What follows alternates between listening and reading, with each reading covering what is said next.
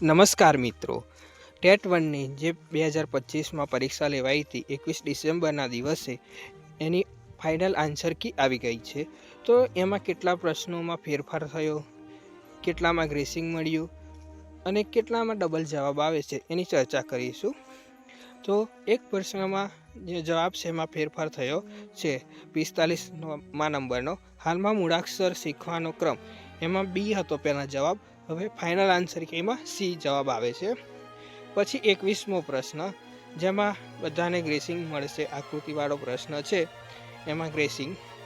પછી 30મા નંબરનો એમાં ડબલ જવાબ આવે છે બી અને ડી.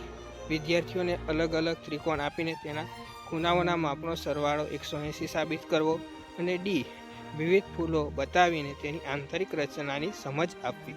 આ બંને જવાબ આમાં આવે છે. 55 નંબરનો એમાં પણ બે જવાબ આપેલા છે, એ અને ડી. 56 નંબરનામાં બી અને ડી બંને જવાબ આવે છે. 57 નંબરના પ્રશ્નમાં બી અને ડી કથન અને લેખન બંને જવાબ આપેલા છે ફાઇનલ આન્સર કીમાં.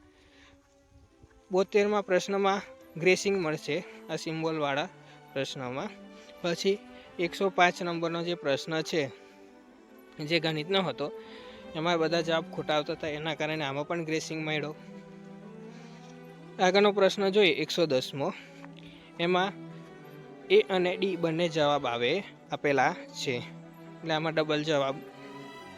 16મા પ્રશ્નમાં બી અને ડી એમાં પણ બે જવાબ આપેલા છે, બી અને ડી.